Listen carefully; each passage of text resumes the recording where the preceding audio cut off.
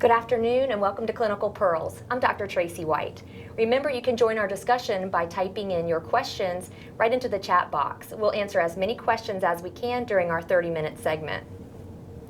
We would like to give a shout out today to all the nurses watching from East Alabama Medical Center, as well as everyone at the National Healthcare Corporation, Oak Trace, Terrace Oaks, and family caregivers from the Alzheimer's Reading Room.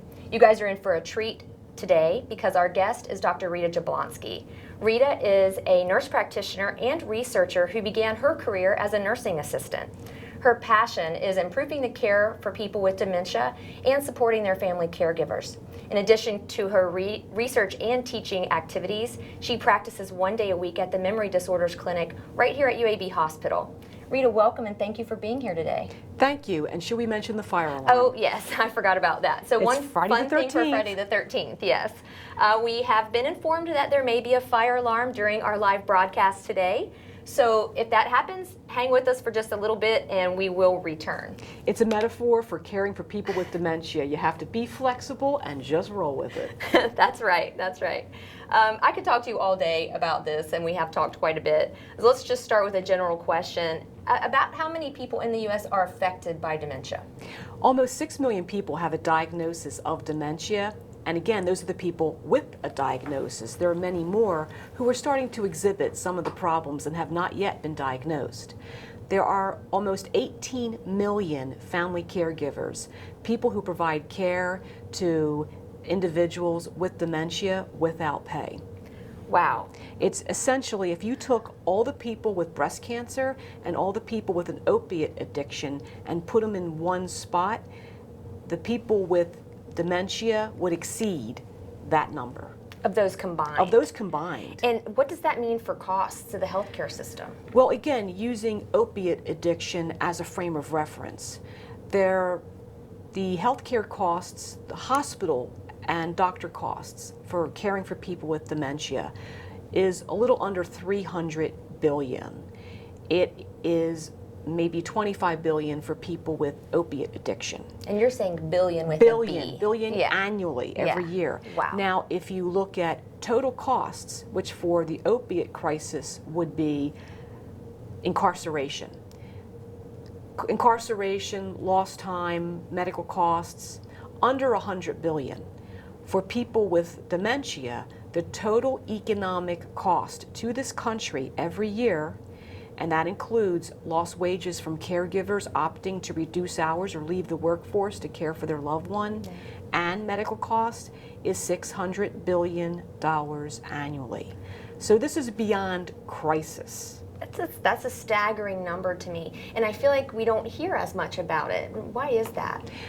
Part of the reason is many people erroneously think that dementia is just a normal part of aging, not to be excited about. It's not. Another reason has to do with stigma. There's too many people who think of Alzheimer's and the other dementias as a mental health disease, not as a neurological disease. I hope maybe if we can talk about it a little more and get some information out there, we can hopefully decrease that stigma a little bit. So you mentioned just now some maybe normal forgetfulness versus early signs of a true dementia that we need to be concerned about. What are the differences there? I like to use the terms distraction versus dementia. Most of us go about our lives highly distracted. This morning, I'm on my way, I'm driving to work, and my mind is on this, it's on a meeting I have later on this afternoon, what's going on this weekend, did I pay that bill, yada, yada, yada. I'm distracted. Because of my distraction, I may do something. For example, I was pulling out chicken for dinner. I open up the freezer, I had a coffee cup in my hand, or the ubiquitous cup of coffee, 4 to 5 glasses or cups before I get up out the door. And I open the freezer, I pull out the chicken, I need both hands. So I take my coffee cup and I stick it on the shelf. Pull out the chicken, freezer door shuts. My mind is already on, I need to get out the door, I'm late. So I lay the chicken in the fridge, wash my hands, I go out the door. What'll happen tonight is my son will be helping me prepare dinner, and he will open up the freezer to pull out the frozen vegetables, and there will be a coffee cup. And he will say, "Hey, Mom." And because I was distracted, I'll look at that coffee cup and the memory of this morning will flood. I will know exactly what I did and why I did it. If I had dementia, I would have opened up the freezer, forgot what I was doing, and then put the coffee cup there thinking I was putting it in an appropriate place. I would shut the freezer door. When it was brought to my attention later on today, I would have no recall of it, and I would say, I didn't do that. Somebody else must have.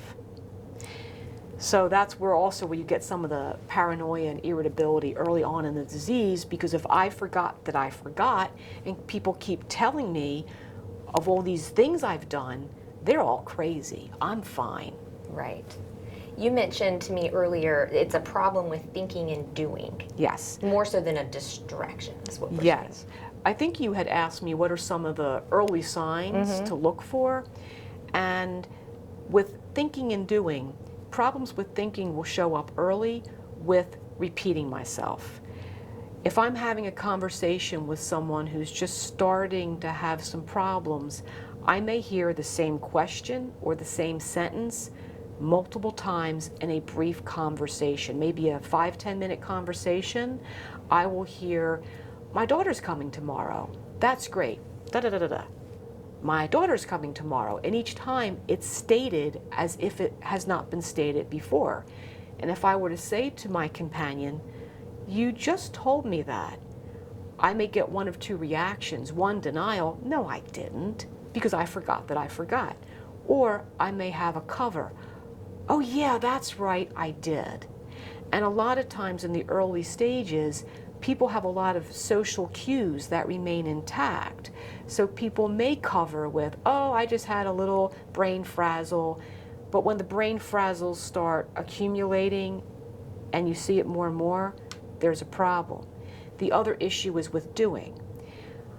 I go into certain classrooms once a week and I operate the computer. I put my hard drive in, or I go to Google Docs, I download. I don't have any problem.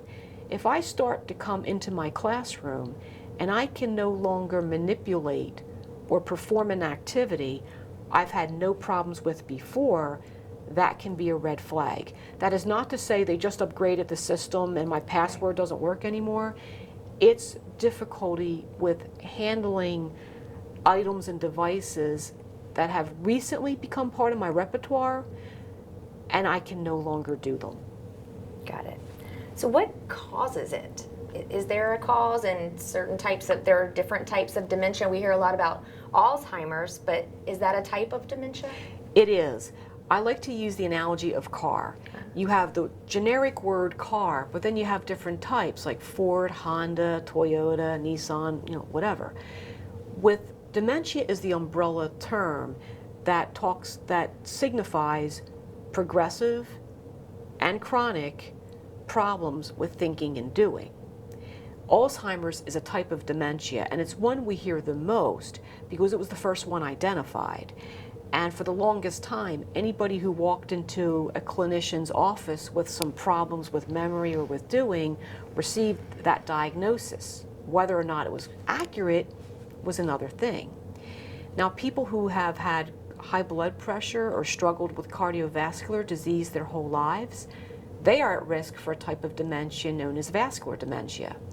And if I were to look at an MRI of a person's brain who's had long-standing high blood pressure, I should say uncontrolled high blood pressure, and maybe even diabetes, I would see evidence of small, tiny little strokes that in certain MRI images show up as little bright poofs, little like stars on the MRI. So just like I can get a piece of paper and I can poke discrete holes in it, and I hold that piece of paper up to the light, you may see light shining through the holes, but overall it's a piece of paper and you could probably still use it. As the strokes occur and the damage accumulates over time, you start to get these discrete pieces of damage coalescing into big tracts of damage.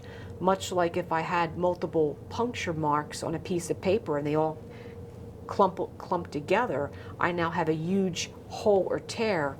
The paper is unusable. And that causes problems a lot of times with retrieval, because when I want to retrieve a memory, my white matter serves as highways in the brain. So my memories travel up and down my highways. So picture 65 at rush hour with 2 lanes shut. It's not going to be pretty. Everything's going to stop. If I have enough damage because of asymptomatic strokes, I didn't feel them, I didn't know I had them, then I'm going to have problems with retrieval. I'm going to lose pathways, lose highways, and I'm not going to be able to get to that memory, or it may take longer for me to get to it, or if my brain tries to detour, I may be able to get to it through another way. What kind of behaviors would we start to see in a person that's developing either early or later stage dementia? Okay, I'm going to talk about generally, Okay. because people who present with, say, frontotemporal dementia or Lewy body will have some of their own discrete problems. But regardless of the type of dementia, even though you might have a bunch of behaviors, as people progress from moderate to severe, the behaviors do this. You'll start to see more similarities. Okay. So some of the similarities I may see are, again, I'm sorry. Now, okay, this isn't dementia, this is distraction. So could you tell me, you asked me about behaviors I would see with moderate to severe. If we were, well, even mild, what kinds of things would we see our loved ones or our patients in the hospital? What do they look like? We know what's going inside their head now. Sure. What are they exhibiting? In the hospital or even at home, you may see more irritability. And people will say, oh, they're just so stubborn and mean. My colleague, Dr. Powers, calls that the S&M diagnosis. But what you're seeing is, again, to use another metaphor, we have all of these nerves in our brain that have jobs. And if I were to show up at my nursing job, for all you nurses out there, if you show up on your unit and you have half the staff today, for whatever reason, it's Friday the 13th, I decided not to show up. If you have half your staff and you're trying to get everything done, you're going to be tired, you're going to be overwhelmed, you may start snapping at each other, you may start to have mistakes, and you may become very tired and irritable because you are doing 2 or 3 times the work. And that is what happens with dementia. As you lose neurons, the neurons that are there are trying to do the same amount of work.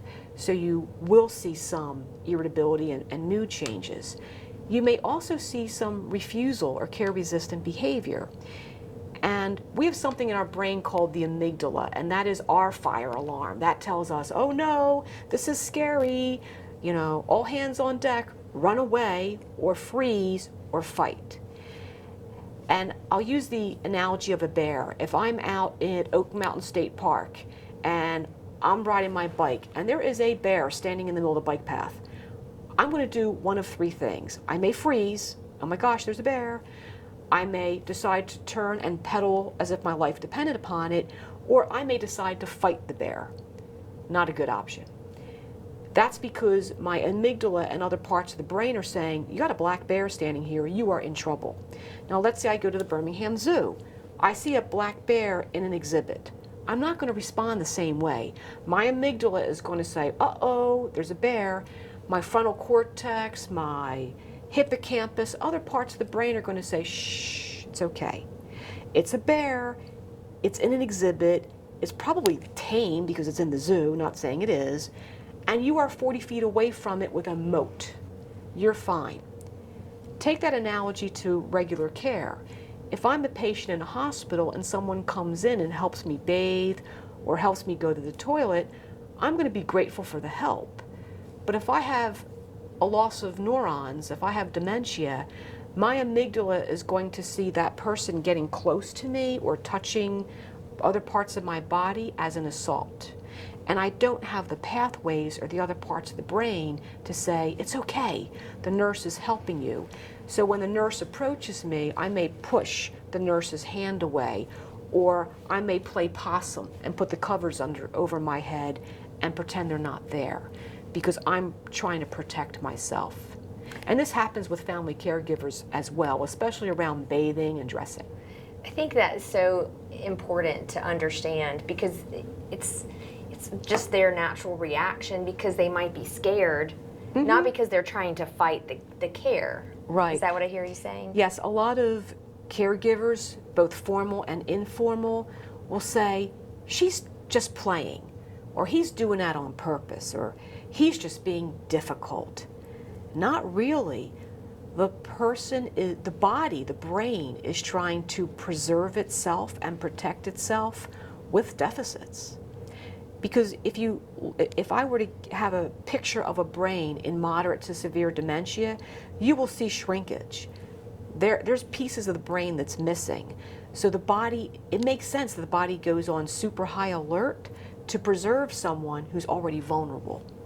So interesting. So how do we care for those people? I mean, we are obviously there to do good for them and to make sure that they're safe and sound at home, and when they come to the hospital to take care of them perhaps for other reasons. But what kinds of things can we do to get through that and help them? The first thing is one's approach. People with dementia, as it goes from moderate to severe, start to lose the ability to understand and use language. From a physiologic perspective, I have something called the temporal lobe that lives underneath my ears. And with dementia, as it progresses, the temporal lobe, among other parts of the brain, will start to shrink. The temporal lobe assigns sound to word. So if you say cat, my temporal lobe goes, it takes the cat sound and assigns it to a picture of a cat. So the language makes sense. I lose that temporal lobe, and you come in and start speaking to me, and I turn into the adult from Charlie Brown. All I hear is wah, wah, wah, wah, wah.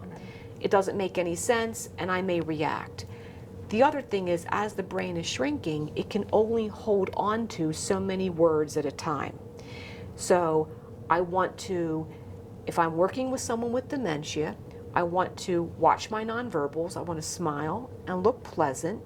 I don't want to look stressed because the vibes can be felt immediately. I want to be short, sweet, and concrete. It's time for me to help you. Let's go to the bathroom. Not go in and say, oh, today's Thursday or today's Friday, July 13th, and blah, blah, blah, blah, blah, blah, blah, blah, and you're going to go to the bathroom. The person can't hold on to all that. And that brings me to something really important that I don't want to forget to say. Most times in long-term care, in hospitals, it's faster for me as a nurse just to walk into a room and wash the person with dementia and do all the care, brush the teeth for them, and then I help them get up and I sit them in a jerry chair. Job's done. I may cause a problem. People with dementia, if they don't do the activity every day, may lose the memory of how to do that activity. Once that memory is lost, there's no raw material to recreate it, or there's very little raw material depending on where you're at. So we see all the time, and my family caregivers can back me up on this. My loved one is home, is walking, is able to dress him or herself and do a lot. Something happens. They go to the hospital. They're there for 7 to 10 days. They come home, cannot walk, cannot use the toilet, forgot how to dress him or herself. They've regressed. It's because as a nurse, I did for them, I wiped out their memory. So if I can leave anything to my colleagues out in long-term or acute care, allow the person with dementia to do as much of their own activities as safely possible. Get them out of bed and walk them 2 or 3 times a day. Get PT involved, OT. It is so important because our best intentions may have unintended consequences, and now the family caregiver is left with a brand new set of problems. That was a real aha moment for me when we were talking and planning for this, because I didn't realize that they wouldn't get those skills back. So you mentioned earlier pantomiming. Yes. And how other strategies that the nurses can use in the hospital. Yes, the approach, supplementing my verbal. Actually, when I care for people with dementia, I tend to become very quiet, which will shock my colleagues, that I tend to stop talking and I do more gestures like brush your teeth. I may also, if I want to lead someone and I'm going to lean over and get into your frame, I may, as nurses, a lot of times we pull on people. No, you put the person's hand over your wrist and you guide them where you want to go. I mean, tell me, how does this feel versus how does this feel? Well, it's a big difference. I feel like I'm not being forced, Exactly. but guided. You said it, yeah. Right. Also, you mentioned keeping a schedule. oh, Yeah. you want to stay on a schedule because a lot of times, especially at home, it becomes very tempting to just let the person sit and watch TV, or I go do things and just have the person stay in one place. That causes boredom. I get phone calls all the time. So-and-so won't sleep at night. What have they done all day? Oh, they sat in their recliner. This is also a big issue with long-term care because people with dementia, we all have a purpose. We all need to have a job.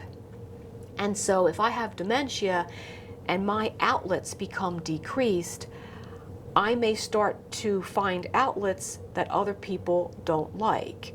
So I hear all the time, your patient who is in this long-term care facility, they're into everything. They're going into other residents' room. They're fighting with other residents. Well, yeah, they're bored. So we need to have activities that are gender specific. We have a lot of men going into long-term care and younger men. So bingo and arts and crafts are not going to work with this demographic.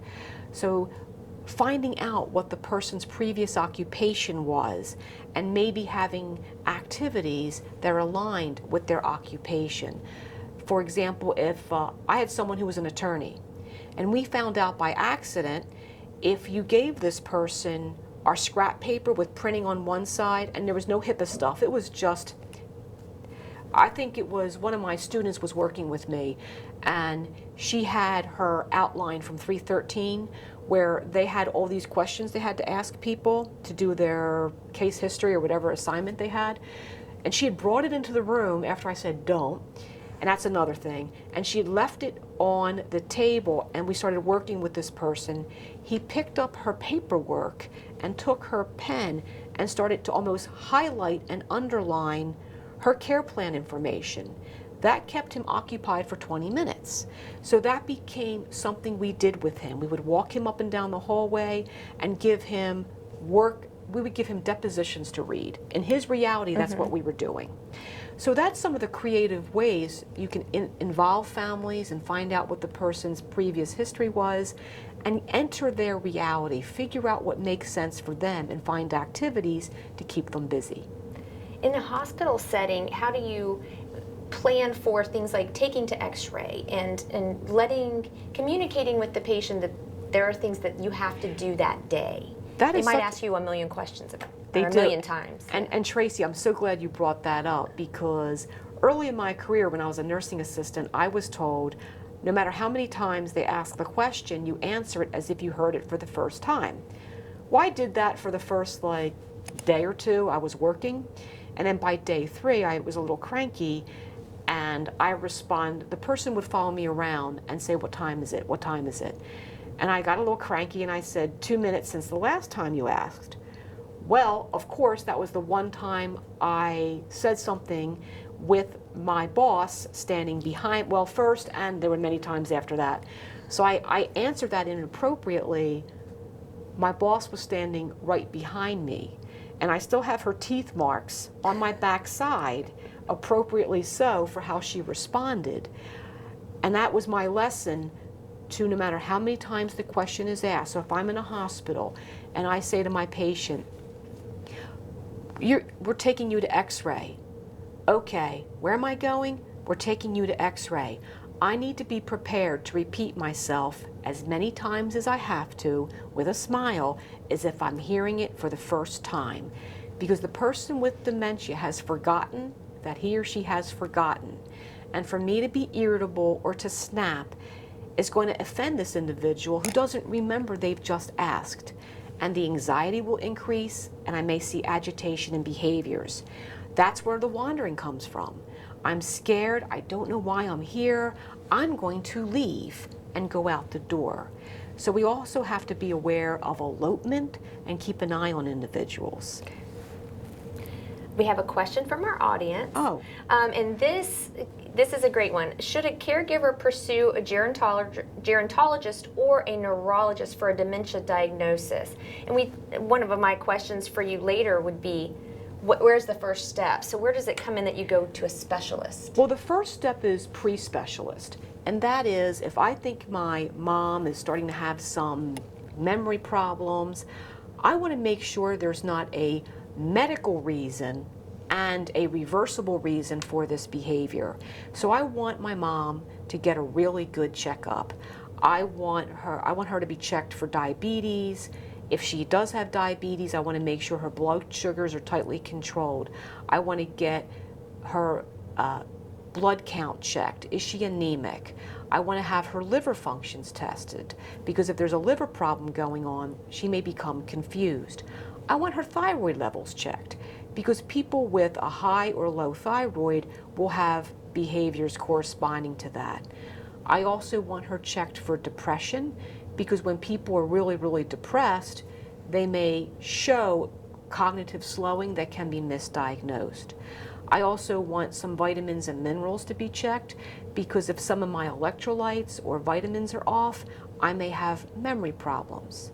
So once I've had a really good, comprehensive physical examination, and if nothing shows up and the behaviors are still there, the next step is to go to a good geriatrician and or a good neurologist. And at UAB, we have an amazing geriatrics practice, and also a plug for memory disorders, because your first appointment will probably be a good 90 minutes where you will receive a comprehensive examination, and we would also suggest imaging to see, is it a vascular situation or an Alzheimer's situation or something totally different. Okay, great. Those are some great resources. We've got about just a few minutes left. Just if you can, quickly, we talked earlier about when I think my mom can't remember me, Okay. and it hurts my feelings. What are some strategies for caregivers when that happens? Because I know that feelings can get hurt. I do get that a lot. And the thing that happens is people move backwards in time. And if I were to have dementia, and according to my kids, I might, but I haven't been diagnosed. But if I were to have a memory disorder and I move backwards in time, I would forget. We all have pictures in our mind of our children and our loved ones at different stages. I call it the deck of cards. Mm-hmm. So right now, I have a deck of cards of my daughter, Sarah. And it starts from infancy to when I saw her this morning wearing her favorite skull shirt on her way to go out to the door to her real job. And if I were to have dementia, I may not be able to retrieve the most recent deck of card pictures. I may be able to see Sarah at age 12 with her braids. So if she were to walk into my room, I'm looking for Sarah at age 12. This lovely young woman in front of me, well, that's not Sarah. The memories are there, they just need to be retrieved. So one strategy I've suggested is for family members to have a frame where they have a picture of themselves maybe 5 or 6 years old, a picture of themselves maybe around 10 or 12, and then a picture of themselves today. And to walk into the room and, hi, I'm your daughter Sarah. No, you're not. Don't get upset. Go, oh, okay. Show the picture. Look at this. This is Sarah when she was 5. Oh, yes, I remember that. And then you have some lovely reminiscence. And then bring the person, and this is Sarah today. This is me, Mom. And you've allowed the person to follow the detour to that picture. It does work. So I don't want people to lose hope. I want to provide people with strategies to get to some of these places. And to put in a plug, I do blog, and I do blog for the Alzheimer's Reading Room. And a lot of what I'm talking about today has been addressed by Bob DeMarco or has been written by me. So that is a resource for our listeners. Great. So we probably have to wrap it up. Unfortunately, that 30 minutes went by really fast. It did. Tell us, what do you want us to take from this discussion? What's a great strategy or that you want to communicate? I want people to realize that a diagnosis of dementia does not mean let's take out the bucket list and go. That there are ways to be on this journey and to make this journey a joyful and optimistic one. That I don't want to say, I don't want to minimize the amount of effort it takes to be a formal or informal caregiver, but there are ways to handle the behaviors. And every day when I interact with patients or their families, I find ways to new strategies all the time. And I have family caregivers who are highly creative and they do find strategies. So we're in this together. Oh, that's great. So we've got time, I think, for one more. Should you put a question up, or a sign up behind a patient in the hospital saying they have dementia? You know, I've never had anybody ask me that. And I think it may not be a bad idea as long as it's done in a dignified way. And if that sign is part of an overall hospital or long-term care approach of how to treat people with dementia with dignity and respect. I don't want this to be, oh, the person has dementia, I can just write them off. I think the spirit of the question is, I want to make sure that people repeat themselves appropriately and follow all these strategies. One thing that goes along with that, I think, is not using the elder speak, which just quickly, because okay. I really feel strongly about that. Me too. For those of you who've never heard of it, elder speak is is baby talk for older adults and people with dementia. And I didn't coin it, another researcher did. But that's, okay, I have a cat. So when I see my cat in the morning, hi Pippin, good morning, who's a good little boy? I talk in a high-pitched tone of voice. I call him sweetie and whatever else. And I use pronouns like we and us, even though we are not eating the cat food and we are not using the litter box. Sometimes clinicians do that with older adults and with people with dementia. And here it is. I may forget my name, I may forget I was married a couple of times, I may forget my kids. I will never forget that I'm a grown woman. And if you as a clinician talk to me in baby talk, I will slap you because you are assaulting my dignity. And if you want to get hit by a person with dementia in the hospital, do elder speak. I love that. And I love just, keeping the dignity, I think, is a great way to wrap it up. We need to respect that in those people. Thank you so much. What a wonderful discussion. Thank you. We need to have a part 2 because we could talk all day. So thank you all for watching. Have a great day. Thank you.